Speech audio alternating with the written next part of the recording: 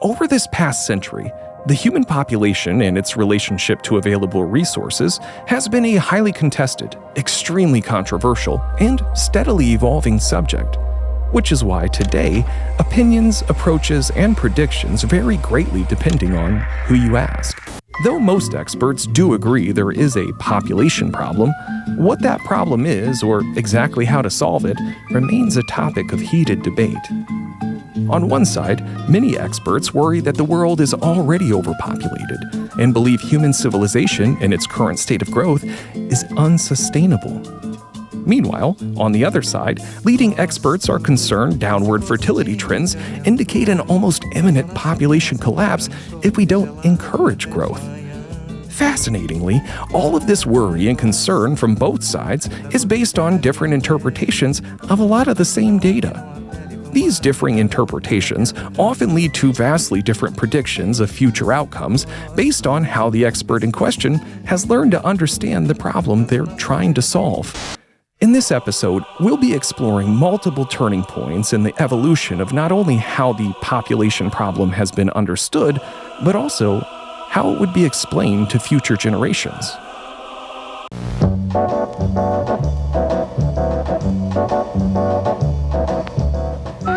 The name of Jonas Edward Salk entered our lives with startling and welcome suddenness nearly 20 years ago. It was 1955. The National Foundation for Infantile Paralysis had just announced the results of a nationwide test of the newly developed Salk vaccine. It worked. Crippling polio could be prevented. Almost overnight, Dr. Salk rose from the obscurity of a medical research laboratory to the role of an internationally acclaimed hero. His name, a household word. Dr. Salk, medical science in your own work included has wrought near miracles in keeping more people alive and keeping them alive longer, and in the process it's contributed to one of our most important problems today, that is the problem of overpopulation, of how this planet can sustain that kind of a population growth. Are we headed on an apocalyptic course? The period in which we are now is one of very rapid change associated with a rapid increase in population. What kind of values, excuse me, what Yes. kind of values do you see changing? Where do you see evidence of changes in the value system? In young people, for example? Is it? Especially, they are born into what I think of as a new epoch. I refer to it as Epoch B, as distinct from Epoch A. And they are influenced in the shape of their thinking and of their perceptions by the world in which they are, into which they're born. They are influenced in the shape of their thinking and of their perceptions by the world in which they are, into which they're born. In his somewhat extensive work on this subject, Dr. Salk explains the transformation is occurring through a myriad of small changes at every level of human life. As conditions change, each generation is born into circumstances that are different from those experienced by the preceding one. Through different experiences, each develops different viewpoints and different values.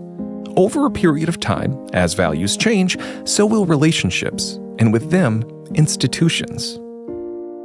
According to Dr. Salk, human values in Epoch A had been definitively anti-disease, and so focus was on death control. But in a new pro-health value system, birth control would become equally, if not more important to future generations, being born into an already overcrowded world. World population size is depicted here for the period from 1950 through 1978. The three dotted lines after 1978 represent high, medium, and low projections. Population projections are based on knowledge of continually changing trends. As such, they cannot be taken as firm predictions of the future. However, being that these projections were made in 1980, I do think it's important to note that the medium scenario actually happened. But perhaps, too often world population is depicted and thereby viewed as a total sum, as opposed to being broken down into the sum of its parts, which it actually is. Here we can see the vast difference in size of the more developed regions as compared to the less developed. On a world scale, human population in 1950 was around 2.5 billion. In 1980, over 4 billion. And by the year 2000, it was estimated to reach an approximate 6 billion, which it did. At that point, 80% of the world's population inhabited countries which, as of 1980, were still considered underdeveloped and living in conditions you should really just witness for yourself. There is no place on earth, however poor, that has reached the point where millions of its citizens die because they have nothing to eat. For a time, Bangladesh seemed headed towards this nightmare. The people of Bangladesh, most living on the knife edge of subsistence, have survived largely as a result of some $4 billion worth of foreign assistance. Bangladesh is a rice producer, yet a crucial economic statistic is the annual shortfall. 2 million tons of grain each year, a difference between what the people produce and what they need, a difference that is supplied from the surplus stocks of rich nations.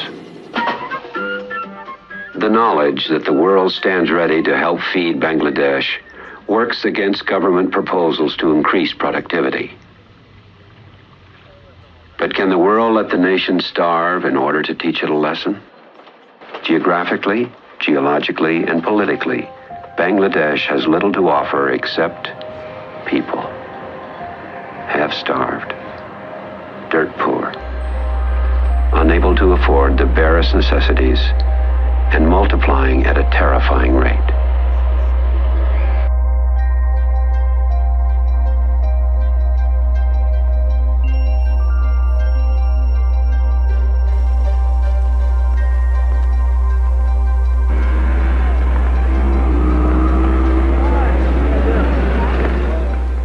In the summer of 1974, there were approximately 3.5 billion people. Somewhere between then and the year 2000, we will most likely double our population. There will probably be about 7 billion people. So the world got together for the first time ever to view with alarm, or to charge that those who speak of a population explosion are viewing with false alarm, to admit that they have a serious problem, or to state that the most serious problem they have is a lack of people. But they did meet, and they did talk about it. I declare open the United Nations World Population Conference. We meet for the first international conference of governments to discuss population policy. Okay. While I hate to interrupt the Secretary General in the middle of his opening statement, this is where our story starts getting somewhat complicated, so I just want to take a few moments and try to provide a little historical context. The first UN Commission on Population was way back in 1947, and it would take 2 decades, along with dozens of conferences, before world leaders would sign a declaration to address population growth. After this 67 declaration came a proclamation in 68, along with a United Nations Fund for Population Activities. By 1973, the UNFPA had invested over $100 million in the study of population and reduction of fertility. So, unlike the previous 2 world conferences on population, the question was no longer if reduction policies were needed, but which ones and how to get them done. And therein lies the question which brings us back to 1974 and the United Nations Population Plan of Action. The draft World Population Plan of Action is to be presented here for your assessment. It addresses itself to problems associated with rapid population growth and therefore speaks to nations concerned about this matter. India is one nation very much concerned about this matter. She has 600 million today and is growing at the rate of more than 1 million a month. However serious her problems of underemployment and hunger are now, they will probably get a lot worse, more than 600 million times worse in the next 25 years. Bangladesh, Pakistan, Indonesia, most of the rest of Southeast Asia find themselves in much the same predicament. They, together with China and Japan, account for some 2/3 of the present world population. What has happened in Japan, what is happening in China, and what will probably happen in India and the rest of Southeast Asia is vital to the whole world, for they are now 2/3 of it and counting.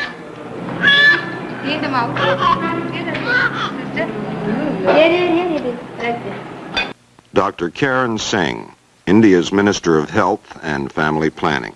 In India, which has 14% of the world's population, every 7th person in the world is an Indian, we have been trying to reduce fertility for over 2 decades.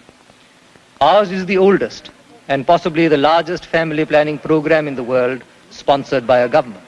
Japan's population success story is told in very different and almost totally economic terms. First, there was a baby boom, fathered by veterans of the Pacific fighting, such as these. Then, in 1949, there was legalized abortion. The combination of that and the Japanese economic miracle of the 50s and the 60s was what caused the birth rate to drop so drastically. Hearing Japan's rapidly declining birth rate celebrated as a success may sound strange in a world where it has since become a crisis. But how did that happen?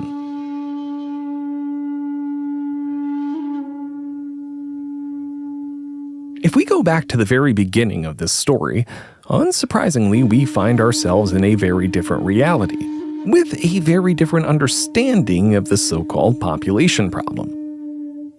You see, back when Margaret Sanger first visited Japan to advocate for birth control, the term was rather new, as explained in her book, My Fight for Birth Control. The first thing necessary was to get a name for contraception which would convey to the public the social and personal significance of the idea.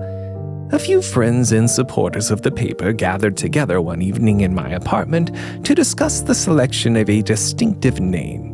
We debated in turn Malthusianism, conscious generation, voluntary parenthood, voluntary motherhood, prevenception, constructive generation, etc., etc. All of these names were cast aside as not meeting the demands. Then we got a little nearer when family control and race control and birth rate control were suggested. Finally, it came to me out of the blue. Birth control. We all knew at once we had found the perfect name for the cause. There was no further discussion. That was the first time the words were used together. The phrase has now gone round the world like a magic message to herald the coming of a new dawn. Unfortunately for Margaret and her longtime Japanese counterpart, the Baroness Ishimoto, this new dawn wouldn't be seen over the Empire of the Rising Sun until Japan fell under U.S. occupation after World War II. Even then, birth control was an extremely touchy subject, and Sanger herself was barred from speaking in the country due to pressures from the Catholic Church. In 1950, the New York Times reported, the birth control advocate said she was horrified at conditions in Japan. She observed that Planned Parenthood was not illegal in that country, a eugenics law having been adopted recently that permits the practice of birth control. What they want, she said, is some real help and practical information on overpopulation and how to reach the poorest people. That is the work I've been doing for 30 years. Shortly after the ban was lifted, Sanger would host the 5th International Birth Control Conference in Tokyo, which was hosted in Tokyo because, at the time, Japan was one of the most overpopulated countries on Earth. The New York Times has covered the issue of Japan's birth rate rather closely for decades. The earliest articles tend to range from concerns over a seemingly inevitable war to doubts that there could ever be peace. That is until U.S. victory, and then articles became mostly about reducing surplus population to improve living standards. a little after the eugenics protection law was passed and a little before Sanger was again permitted to speak in Japan, the highly acclaimed author and national director of Planned Parenthood, William Vaught, was quoted explaining how a lack of population control could be deadlier than the atomic bomb. Unbeknownst to him, that comparison would come to pretty much define the so-called population explosion of this era. Meanwhile, Margaret Sanger had become president of the newly formed International Planned Parenthood Federation, and at the 1955 Tokyo Conference, she, alongside Vaught and several other leading experts, solicited support from the UN for a universal attack on problems of overpopulation.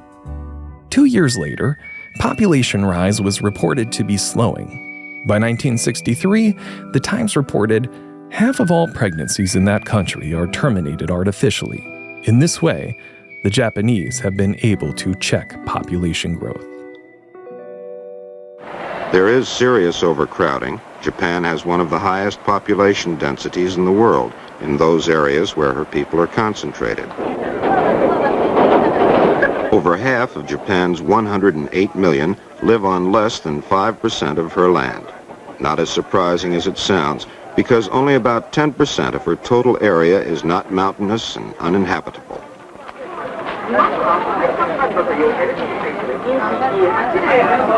Japan's lesson, a very high standard of living, just as in the rest of the developed world, has brought her people to near zero population growth. In this period of economic transition, she may have some hard times ahead.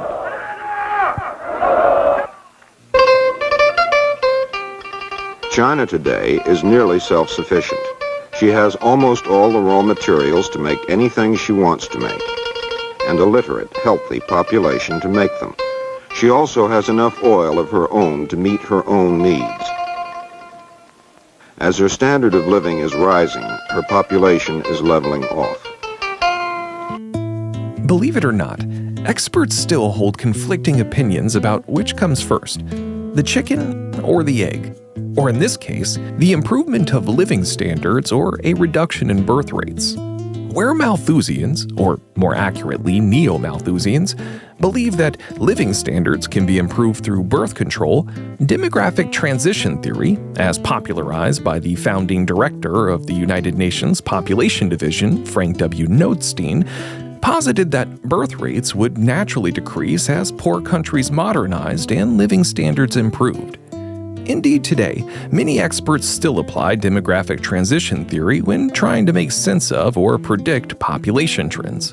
That said, they may use the same term, but the theory itself has evolved quite a bit over several decades of people trying to solve population problems through trial, error, and eventually compromise. But before we get into all the boring details of what changed and why, I think it's important to provide a little more historical context. Population problems typically fall into at least one of two categories: problems with quality or problems with quantity, and sometimes both. That said, for most of human existence, population wasn't a problem at all. In fact, since the very beginning of recorded history, wealth and power were often measured in people. However, there have been a few notable exceptions, otherwise known as population problems.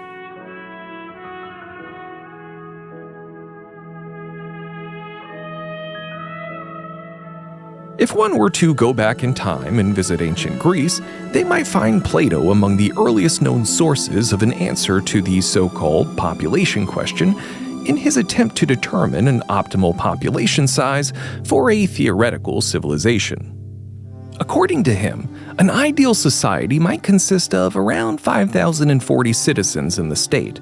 Though this figure is more of a symbolic estimate, in his Republic, Plato explains that the optimum number of citizens was to be kept about the same size by a strict regulation of unions. And in laws, he appears to believe various checks such as infanticide or natural catastrophes will help keep numbers at a desirable level. Many centuries later, around 200 AD, a prolific historian and early champion of Latin Christianity, Tertullian, commented on the subject of population growth as a means of confuting Pythagoras' theory of transmigration of souls by explaining that reincarnation seems unlikely because human populations continually expand. Surely it is obvious enough, if one looks at the whole world, that it is becoming better cultivated and more fully peopled than anciently.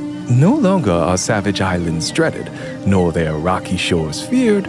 Everywhere are houses and inhabitants, and settled government and civilized life. Our teeming population, our numbers, are burdensome to the world. In very deed, pestilence and famine and wars and earthquakes have to be regarded as a remedy for nations, as a means of pruning the luxuriance of the human race.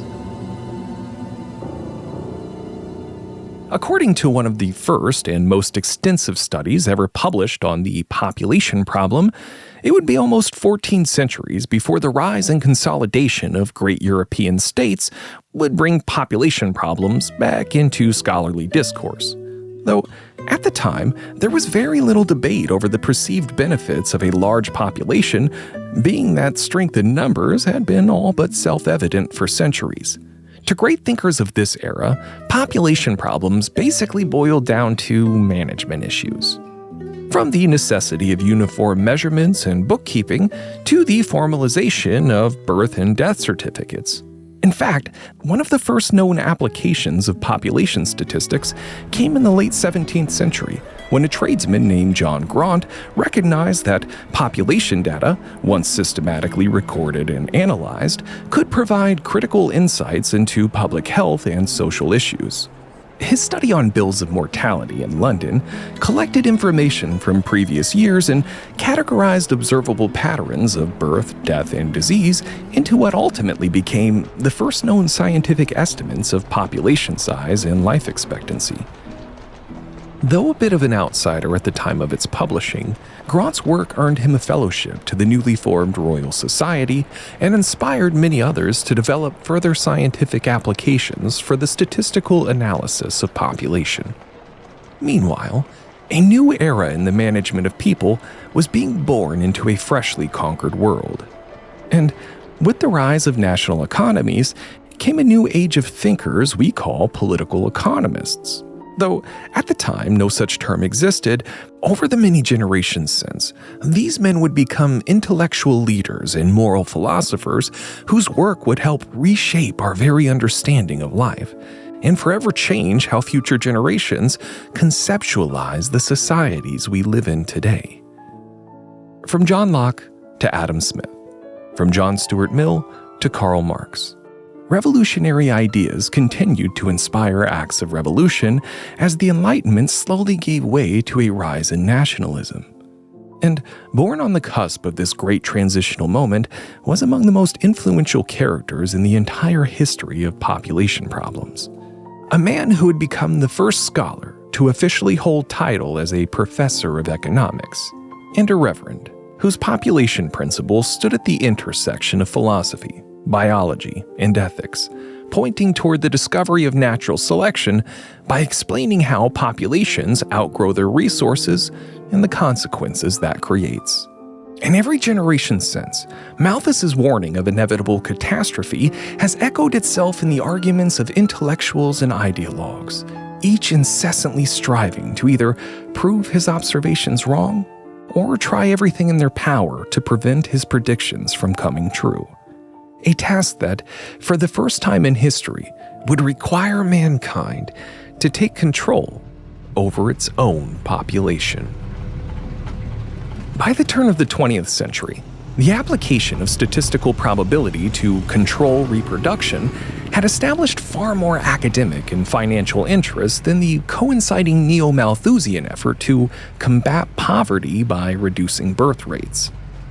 Though both the eugenic and neo-Malthusian movements sought social change through controlling birth, the two wouldn't officially unify into a cooperative force until 1927, when Margaret Sanger sponsored the first World Population Conference in Geneva.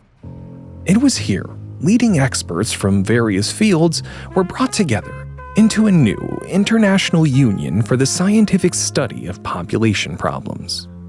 But who better to explain such problems rising from patterns in population growth than the man whose work would come to redefine them? World Population Conference Chairman and the already legendary biostatistician, Dr. Raymond Pearl. Everyone who has thought seriously on the social implications of either the eugenics or the birth control movements has been puzzled and disturbed by the phenomenon of differential birth rates. The wrong kind of people have too many children, and the right too few. It almost seems as though some perverse demon possessed humankind and made poor mortal fools do exactly the opposite of what a really enlightened self-interest would indicate to be the right thing. But if it is not possible to make desirable people have more babies, why not try teaching other people how to have fewer? This is precisely the position of the birth control movement, and it seems to me to offer the only hope of altering for the better the existing differential inequalities in distribution of the birth rate. You see, in his research at Johns Hopkins, Dr. Pearl had observed a biological pattern which suggested that population growth balances itself through a natural process. Though how that process worked was really still anyone's guess. So, guess they did. Through prediction, experimentation, and often heated debate, the International Union for Scientific Study of Population Problems continued the work of this First World Conference well into the next decade. And it was during this period that history once again comes round full circle, with the emergence of what's called optimum population theory, and a union of experts to maintain those ideal numbers, almost exactly like Plato had once envisioned would be necessary. From this point forward, the population question would be reframed from Malthus's simplistic criteria of growth versus food supply to a more holistic assessment of a nation's total economy, by which experts tried to determine quality of life and finally answer the question of how many people this planet can actually support. I think it's a rather useless question. It's beside the point. It asks you how many people are enough, but enough for what technology and when. The point is that we have a certain amount of population now and a certain technology. But if you're talking about an optimum that you're going to use as a criteria for behavior, for policy, then the problem becomes complicated, because what population are you talking about at what time? 100 years from now, what technology will we have? What population will we have?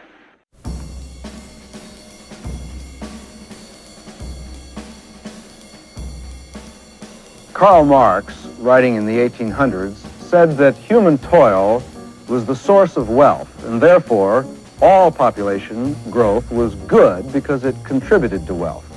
Thomas Malthus, also writing in the 1800s, believed that population growth was bad. Neither of these gentlemen were right. It seems that modern technology, at least in the developed countries, can keep pace with population growth. One of the world's great experts on population, Dr. Frank Notstein, president of the Population Council. The problem is not some future, what will happen in 200 years. The problem is here, this decade, the next decade, the decade after that. Can the speed of growth be cut to a point which will permit the country to modernize?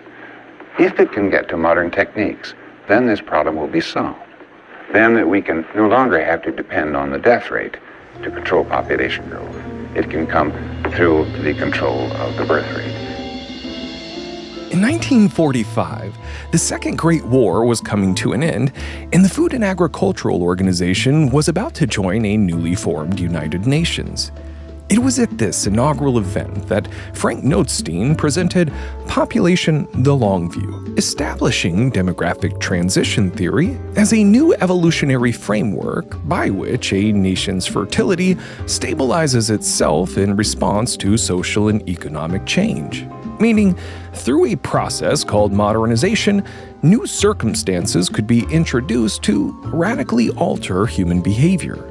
And as new generations were born into this new and improved version of reality, soon it would no longer be desirable to have as many children. However, it turns out human behavior can be complicated, and sometimes trying to solve one problem will create several others, or in the case of population, millions and millions of new problems each year. And as birth rates soared beyond anyone's wildest predictions, developing countries had become almost completely dependent on foreign aid, and now found themselves begging for assistance from the World Food Program. Set up by the United Nations and the Food and Agriculture Organization in 1963, to act as middleman between nations with any sort of a food surplus and those who need it, and to make their donation of food much more than just a gift, to make it an incentive for action. Each request for aid from the World Food Program is judged for soundness and practicability. Will it have any harmful economic effects anywhere? On the donor country, on the developing country it's going to. And then, once approved, is it being properly managed? What are the results? As far as the request is concerned, I think this is worthwhile, because these Bedouin children do not usually regularly attend schools.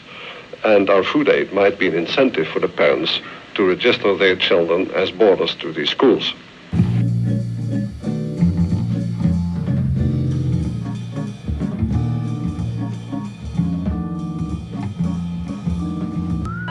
Each worker here will lose 70 cubic feet of clay each day, close to 1 ton. For this, he receives enough wheat for 6 people.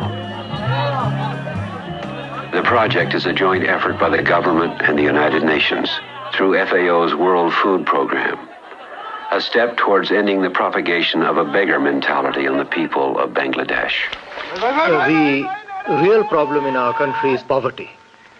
And we feel that poverty is the main cause for overpopulation, because it has been found all over the world that when living standards rise, population growth begins to fall automatically.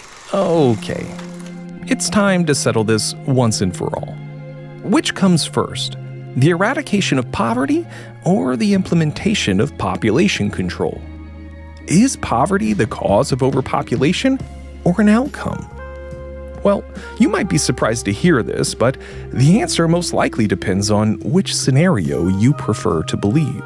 Meaning, if you or your favorite experts feel that people are a product of their society, then it only follows that by changing a society, you'll change the people in it. However, if you and the experts you agree with believe that society is a product of the people in it, then you'll most likely feel that personal responsibility plays a much more significant role. But luckily for demographic transition theorists, it didn't matter what they believed causes poverty or population growth, because in their minds, the process of modernization solves both problems. Though, soon it was discovered that people don't just change how they act unless action is taken to change how they think. And the mind's an ingenious thing. And the fact is that these ideologies have become irrelevant, and people, as they have had to face real situations, have moved on. That is, they do the same things, but they justify them on different grounds.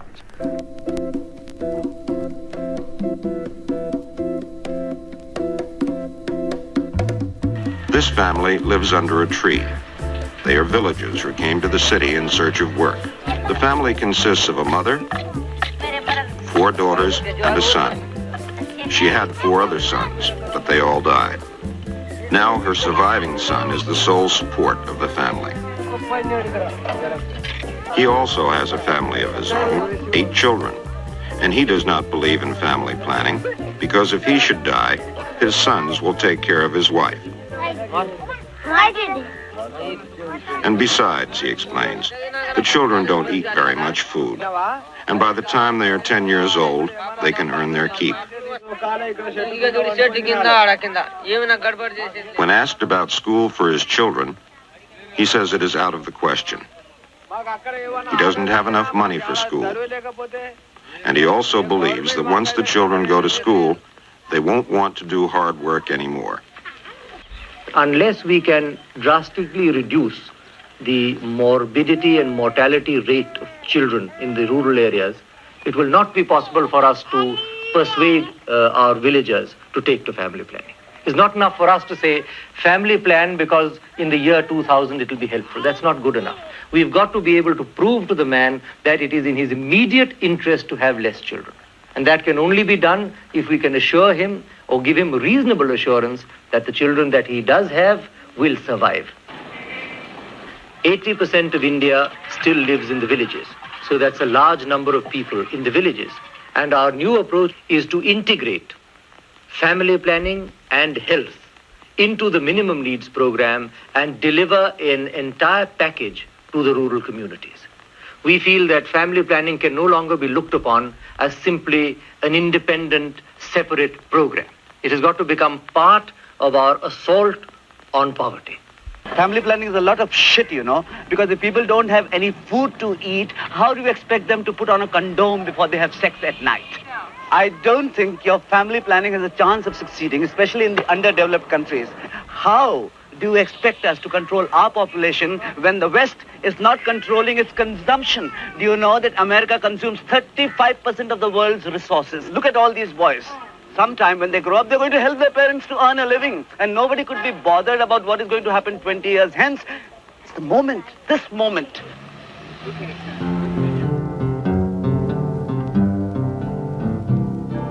I don't want to set the world on fire. I just want to start a flame in your heart.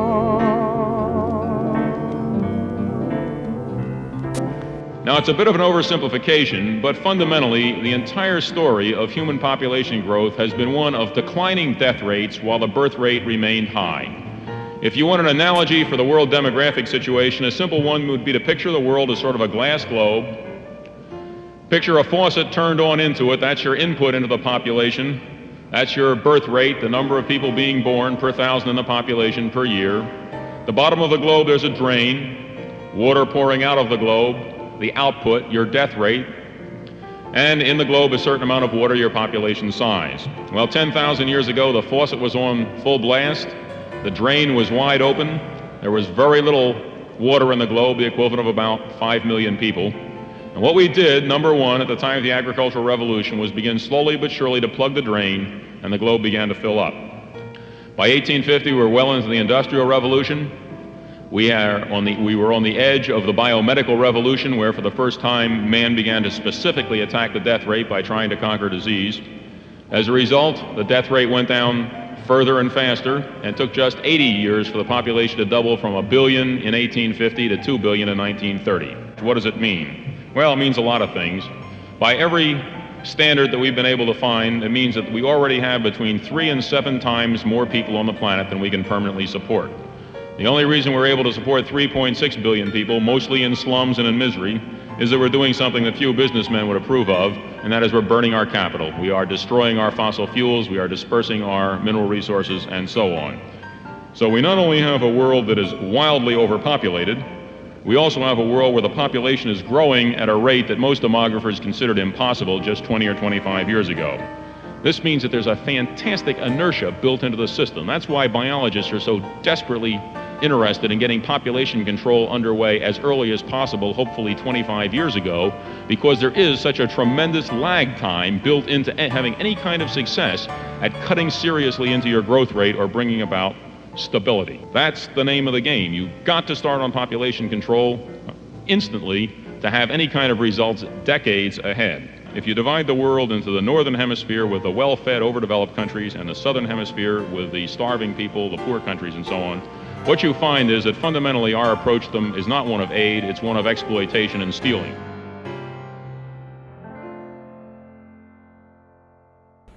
I don't think we can sustain current growth trends much beyond, say, the lives of children who are being born today. For each thing, there is a proper size, an optimum size to accomplish its purpose most effectively. Size is related to function. Behavior is affected by size.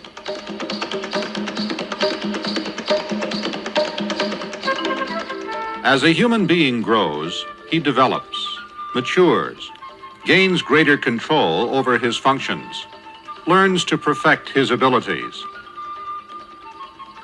After about 2 decades, human beings reach an end to growth, sometimes in a most pleasing fashion. What if I told you that certain aspects of the future can be predicted? For instance, with the knowledge of how many babies were born in 1949, anyone could have easily predicted that by 1969, the number of 20-year-olds wouldn't exceed that total sum. However, what couldn't be known was how many of those children would survive. You see, along with the Second Great War came a mobilization of sciences unlike the world had ever seen, and at the very center was a chemical compound most commonly called DDT. This shorthand was first applied by a renowned chemist and deputy to the British Minister of Production, whose job it was to save Allied troops from terrible diseases spread by the mosquito. Soon, the good deputy, along with this magical compound, did their job so well that by 1968, they had helped save more people than died in both world wars. Of course, this man was Dr. Alexander King. And by the 1960s, he'd become Director General of the United Nations Organization for Economic Cooperation and Development. And he, along with Jonas Salk, was becoming acutely aware of the impact their contributions were having on world population size. Which is partially why Dr. King and renowned long-term planner Aurelio Pache formed the Club of Rome, to be an international network of experts seeking to revolutionize the world through the minds of students. 5 years later, both Dr. Salk and the Club of Rome would publish groundbreaking work, re-envisioning the population problem and introducing exciting new ways to predict the future. Some growth is unwanted, harmful, and feared. Resumption of biological growth in a mature individual, growth that proceeds without limit, is what we call cancer. When we come to economics, there is no agreement today whether there should be limits to growth. How have we come to believe that biggest is best, that standard of living must rise forever to be matched only by rising expectations?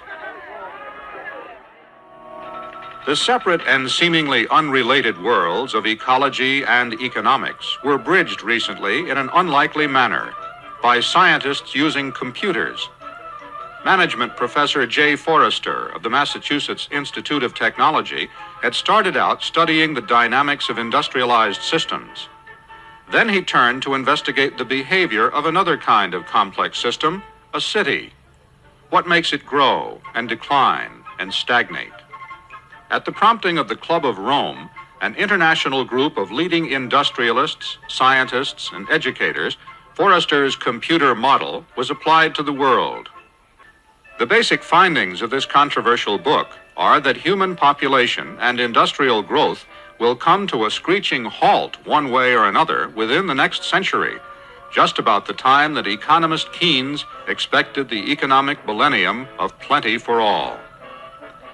The mechanism that would blast the dreams of economists, said Meadows and his colleagues, is exponential growth.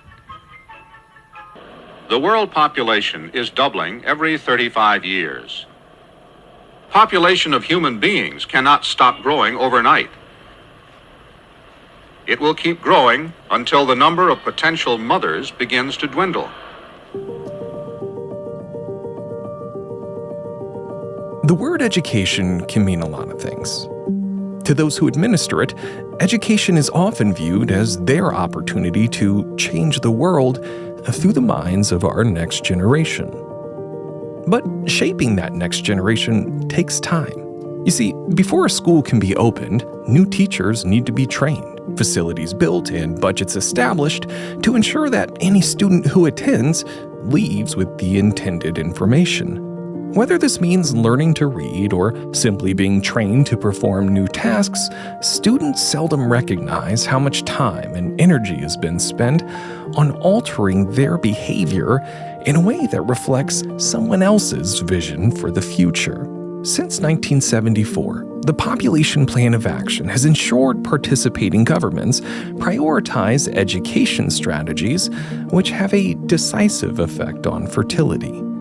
According to Henry Kissinger's report on this conference, these strategies were to be incorporated at every level of developmental planning and concentrate on the education and indoctrination of the rising generation to desire smaller families. Meanwhile, across the world, mothers entered the workforce in record numbers, as their children would be enrolled in programs on a compulsory basis, and the United Nations Population Plan of Action would set out to establish a new role for women in the future.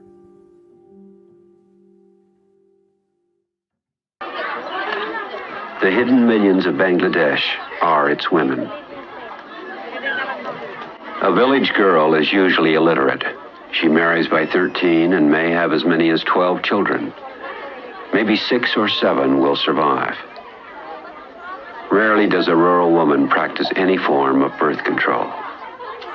In a nation struggling against odds for survival, Bengali women represent an unused yet potentially productive force, a hidden nation within a nation. Kanon is a 20-year-old illiterate rural girl who will today perform surgery, her 200th tubal ligation, sterilization of the female. Now, I think it's important to stop for a minute and reiterate the fact that although this conference is on population, and we're supposed to be thinking about the development of population policies in each country, that it's absolute folly to think of population without all the other attendant situations that are facing us. The United States has a population policy, even though it may not be a single formal written document. And also the attitudes of the American people and the programs I've mentioned are fully as effective as a mere statement of policy. They have contributed to the drop in the United States birth rate in 1973 to 15 per thousand, and even less for the first 5 months of this year. Fertility has been below the level of replacement for 2.5 years. It seems likely, of course by no means certain, that the country will report a stable population not long after the year 2000. We must have faraway goals in mind, otherwise it will be impossible. World food quality aspects of the problem. One can only be appalled at how many millions endure what can only be described as subhuman levels of living. The FAO aspects of economic and social development.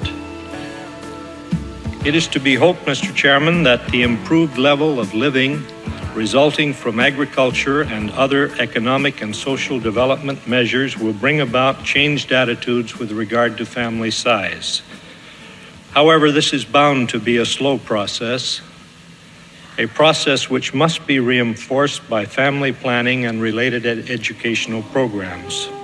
Let me restate, Mr. Chairman, the 2 major points which I made.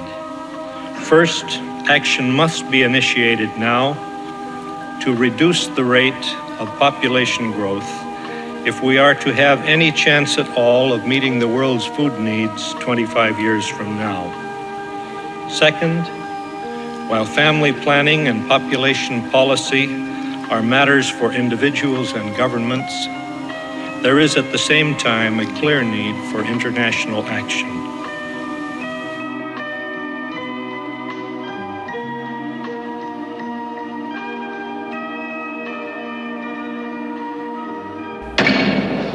I declare open the World Conference of the International Women's Year.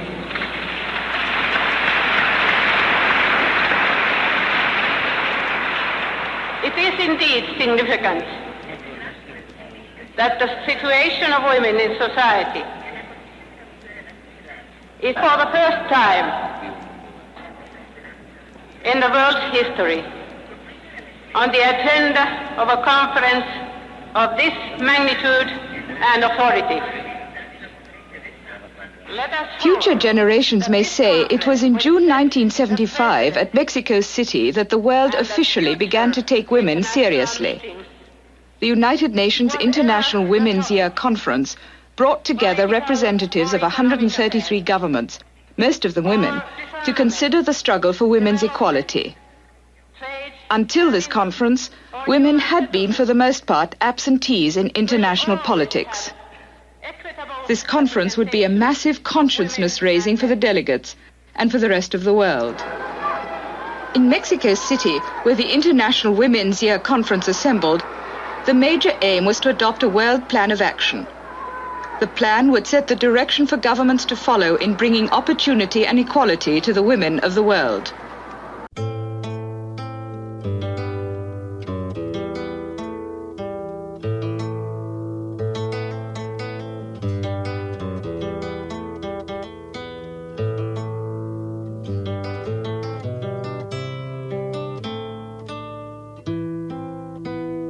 It is a great pleasure and privilege for me to open the World Conference of the United Nations Decade for Women, a conference devoted to one of the great human objectives of our time. We think there's been a misconception, a misuse of the word, or misunderstanding.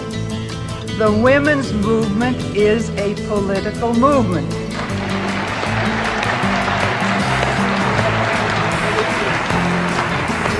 It is a social revolution. It is about changes in a society, about changes that are global. This means it addresses itself to all issues that affect the daily lives of women.